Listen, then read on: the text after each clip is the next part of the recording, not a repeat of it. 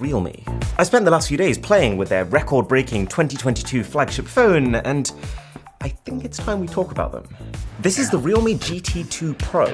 I gotta say, these guys do not have the clearest naming convention. There's a Realme 8, an X50, a C21. Doesn't sound very real to me. It doesn't make any sense. But what you need to know about the GT2 Pro is that it's the first time that this company has ever made a top-tier flagship. And it's the fastest Android in the world by a mile. Underneath the phone, you also get a pretty decent quality TPU case, a 65-watt fast charger, and a USB-C charging cable. Better than most flagships then. So, this Realme company has been more than doubling in size every single year. How on earth do you do that? Here's what I think. I think that the market for affordable smartphones is held back by the market for high-end smartphones. Because most companies want customers to go and buy their flashy flagships, they have to purposefully make their lower-end phones less attractive, less good-looking, and also usually not as cheap as they would otherwise be. But Realme hasn't been burdened by that. Because they so far haven't made a flagship phone, they've not been trying to upsell people towards anything. And so, with every single device, their only objective has been, how do we make this the most unique and value-crammed device possible? Some have had racing stripes, others bold colours. Quite a few have just had this massive Dare to Leap motto plastered over them. It looks kind of like one of those drunken tattoos that you regret the next day. Not all of their designs are winners, for sure, but they're consistently packed with really strong hardware for the money. And that doesn't change here. In fact, the Realme GT2 Pro is less than flagship price. I've been told around $700 to $750, but at the same time, they've managed to break 3 major world records with it. It has the largest internal cooling system, it has the widest ever ultra-wide camera, and it doesn't just use the same top-end Snapdragon 888 chipset as every other current flagship. This is the first phone to ship with the next generation of that, the Snapdragon 8 Gen 1. But the very first thing you'll notice is not those things. It's the design. This is classic Realme.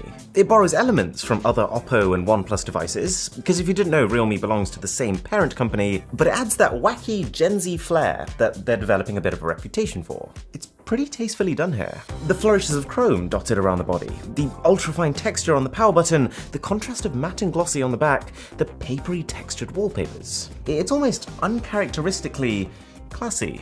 I would definitely have scrubbed this signature from the back. To me, it just looks like they've written the word noob, but you only get that on the special edition variants. And, oh, I haven't even mentioned the most interesting part of this.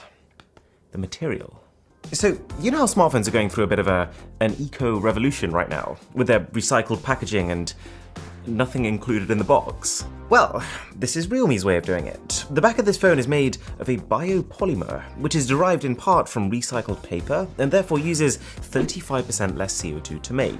And on one hand, it is a bit strange. Like, when you think of a flagship phone, you don't think of recycled bottle caps melted together with paper mache. But in execution, it just reminds me of leather. It's got that same plushness, but also that slightly coarse texture for grippiness. And so when you combine this back, because I am a fan of leather phones, with the seriously alluring screen on the front, this starts to feel like one of the most complete hardware packages that money can buy.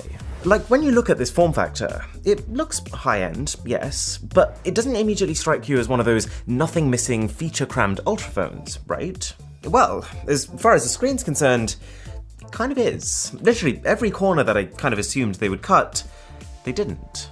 It's Super AMOLED for deep contrast. It supports true 10-bit color to be able to display even more of a range. It's Quad HD plus resolution for more pixels than you'll ever need. 120Hz refresh rate for fluidity with, I think, the highest ever recorded level of touch responsiveness. All topped off with LTPO 2.0 technology, which allows the refresh rate to scale all the way down to 1 Hz when it can get away with it, to save up to 50% battery consumption. Plus also, it's just a nice, clean, flat screen with no weird jutting corners.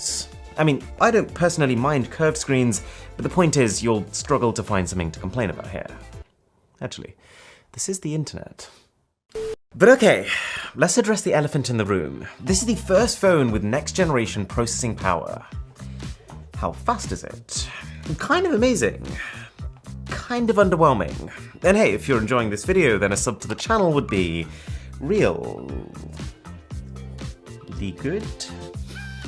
Let's be very clear, this is powerful. This is the most powerful smartphone I've ever held or even looked at. If you want to put a number on it, while Samsung's S21 Ultra scores around 700,000 points on Antutu benchmark, this passes a million. I nearly fell out my seat. I still remember the day where all I wanted in life was to get my phone to 10,000 points, and here I am holding something that passes a million.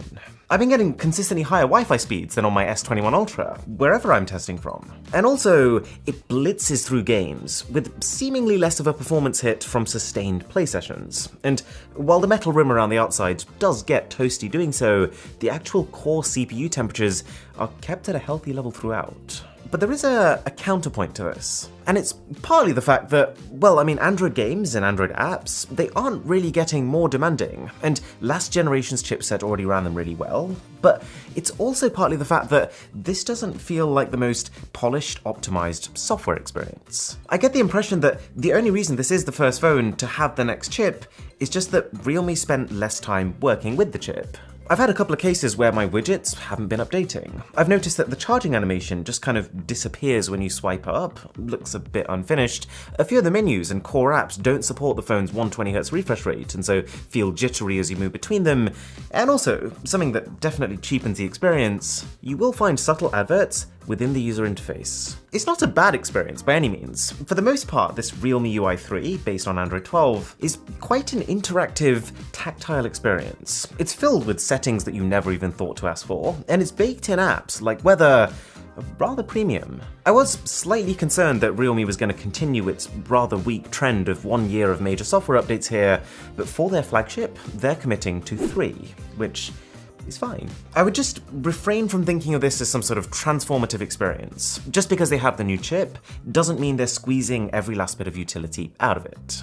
And that brings me on to the cameras, because the performance of phone cameras is more and more being governed by processing power. This Snapdragon 8 Gen 1, for example, should technically enable next-generation dynamic range in photos.